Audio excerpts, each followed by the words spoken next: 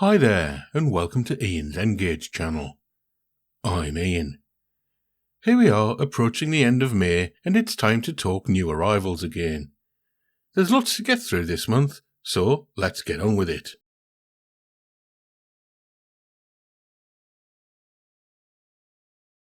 Firstly, here's my favourite acquisition of the month. It's a Pico Dad's Army van, commissioned by Buggleskelly Station, that represents Joe Walker's shady wholesaler business. I was pleasantly surprised to receive the van this month, as I hadn't been expecting it until sometime in June, and I'm wondering if the delivery was rushed, as the label on the box it came in describes it as an open wagon, which it clearly isn't. The van itself is of a pretty standard Pico construction. While there are no separately fitted parts, the moulded details look good and have a decent definition. The lettering on the van is crisp and clear and nicely stylised. The roof of the van is easily removed, which I think is an important feature for those wanting to get inside to add a little more weight. On the underside of the van there's next to no detail at all, but we can see that it runs on metal wheels, although sadly it doesn't feature NEM coupling pockets.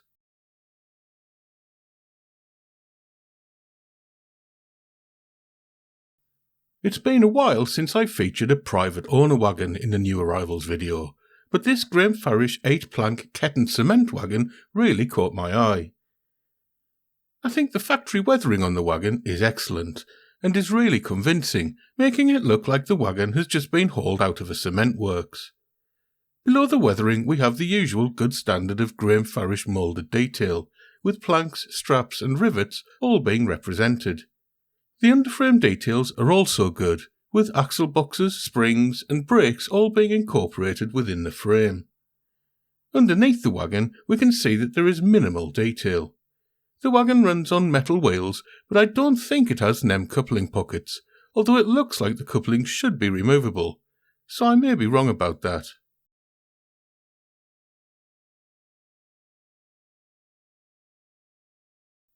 Next, there's a Graeme Farish insulated van in BR White. Of course, it doesn't look particularly white, as it's another model that's had some weathering work carried out on it. With this one, I think the weathering looks a bit over the top, but maybe it'll grow on me. Again, there's plenty of moulded detail below the weathering. Wooden planks make up the bulk of the wagon, with metal straps and rivets holding everything together. The doors have been nicely moulded with suitable looking ironwork. Underframe detail is similar to that for the cement wagon, with some lovely details being in place.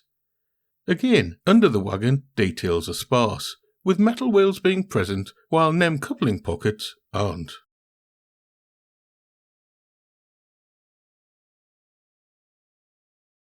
Well, what have we here? It's another brake van to feed my brake van addiction. But this Graeme Farish GWR Toad van nearly didn't make it into the video. It was a last-minute bid on eBay, which is something I almost never do. I usually bid once with a price I'm happy to pay, and if I lose out, then so be it. That wasn't the case in this instance, as I upped my bid at the last minute, and at 20 quid I think I may have overpaid for the privilege of ownership. Never mind though. It's a BR bauxite liveried model, and this time we can clearly see the moulded detail as the finish is pristine. The tiny text adorning the side of the van is crisp and clear, and easily readable under magnification. As well as the moulded detail, there are some separately fitted parts, which include the brake wheel, or lever, or handle, I'm not really sure what it's called. There are several lamp brackets around the model, which look separately fitted, although they may be moulded details that have been painted. There's also an accessory pack that contains some additional pipework. The underframe detail is also good, with springs, axle boxes, brakes and running boards all present and nicely moulded. There is no detail on the underside of the model, although it does have metal wheels, and is supposed to have NEM coupling pockets, although I should note that I was unable to remove the couplers.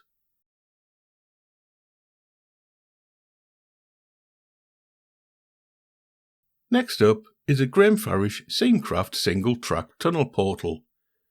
Now, you all know that I love SceneCraft models, and this one is no exception.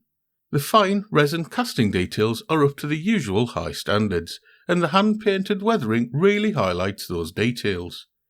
I'm almost certain I know exactly where I'll be using it on Shelfington, and it will likely be one of the first scenic elements added to the layout, although when that'll be is anybody's guess.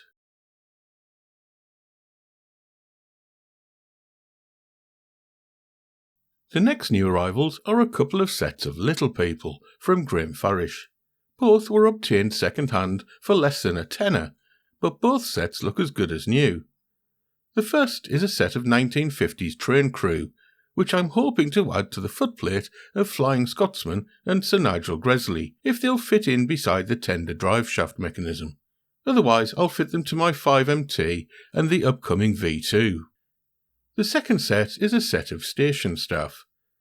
These little chaps will more likely be sitting in their box until work is completed on Mantlethorpe Station. So let's hope they don't suffocate in there, as it may be some time before they're released.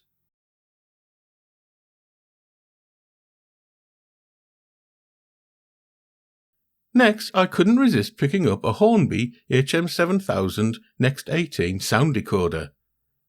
I wouldn't normally have considered such a purchase, but it was being sold for such a ridiculously low price by Rails of Sheffield that it just jumped into my basket.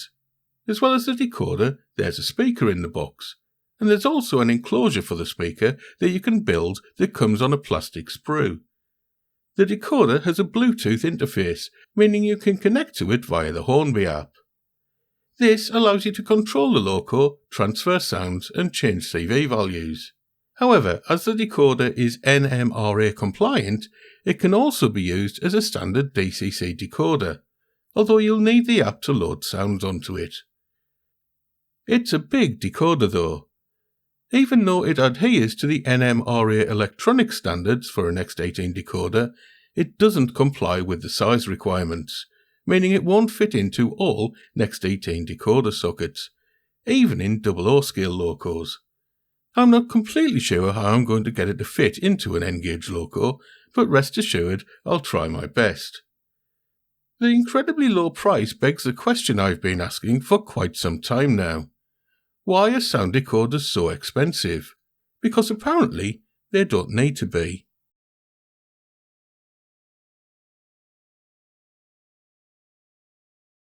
The next new arrival is an ESU DCC decoder tester.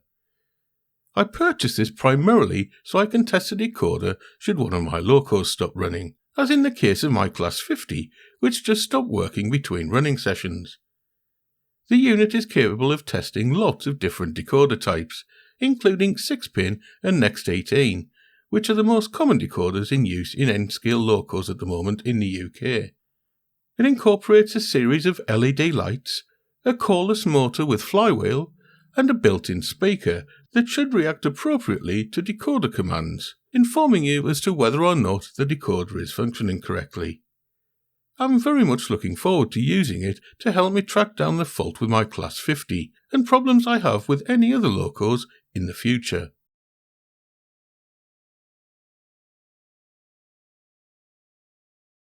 The next set of new arrivals are a trio of TrainTech buffer lights. These were also obtained second-hand and only cost a £5 each. They work on DC or DCC, although DCC operation is much more realistic, as the buffer lights are on continuously, whereas on DC they obviously only light up when power is applied.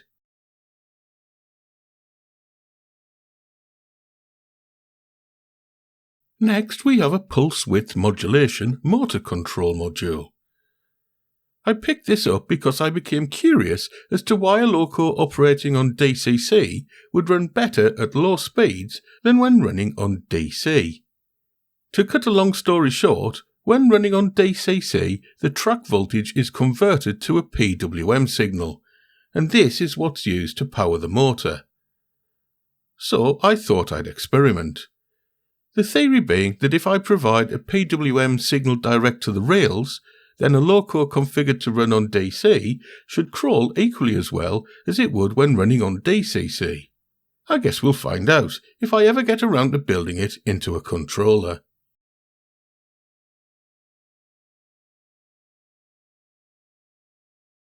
The next new arrival is a Kato Unrak conversion track pack. Kato Unrak? What do I need that for? Well, I've had an idea for a project I'm calling Boxington that's been inspired by the more boxes and small and working layouts I've seen while out at exhibitions this year.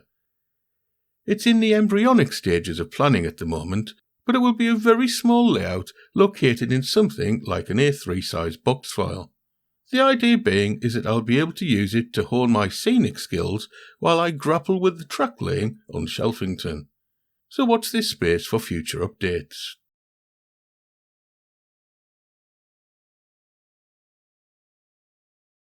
The final new arrivals this month are all books. I went on a bit of a spending spree, mainly because you got a free book and free delivery if you spent 60 quid or more, and I figured I'd rather spend my money on books than delivery charges. The best part was that a lot of the books were on sale, so I ended up with 6 for just over 60 quid, which I thought was extremely good value. As you've probably guessed already, most of the books cover locos from the BR Blue era in the 70s and 80s, and feature reports and photos from various depots across the UK. There are also some that cover my old stomping ground around Durham and the North East that I'm most looking forward to reading. As well as the books I purchased, I was also kindly gifted a book from my friend Richard. It's a book containing a pictorial history of railway stations situated in the northwest of England, and has lots of fantastic old photos showing stations and architectural details accompanied by illustrations. It'll definitely come in handy when I come to researching station buildings.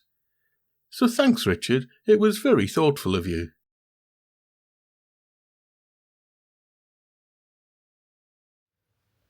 Right, here's a quick running session featuring some of the new arrivals.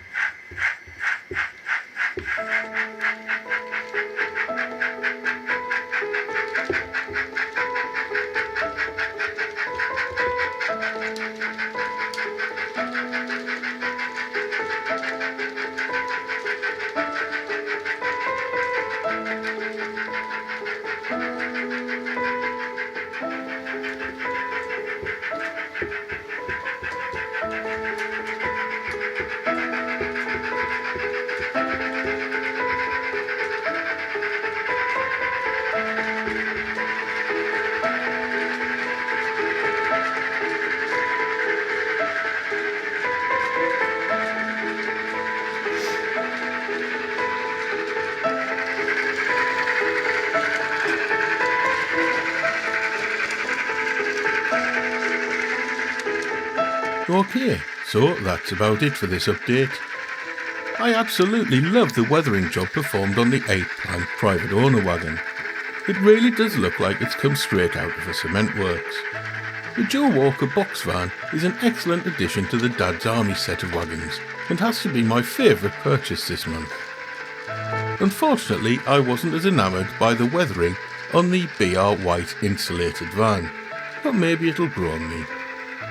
I think I overpaid for the Toad brake van on eBay, but it's still a nice model and definitely concludes my brake van collecting. Definitely. No more brake vans. I seem to say this about SceneCraft items every time, but the tunnel portal really is a top quality ready to plant model, and I'm almost 100% sure about where I'm going to place it. I was very pleased to get the 2 sets of Graeme Farish people for a decent price, although it'll be a while before I get to see them on the layout. Talking about being pleased with prices, what can I say about the Hornby HM7000 sound decoder? It was an incredible price, and I really hope I can squeeze it into a loco at some point. No doubt the ESU decoder tester will become an invaluable tool, and will hopefully be able to tell me whether or not the decoder in my class 50 is broken or not.